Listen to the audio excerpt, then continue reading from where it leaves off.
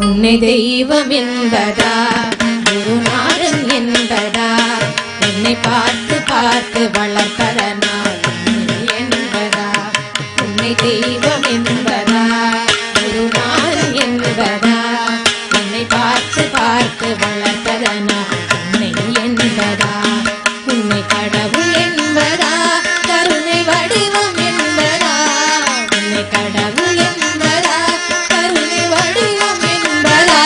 ஐயா ஞானதானம் தந்த உன்னை தந்தை என்பதா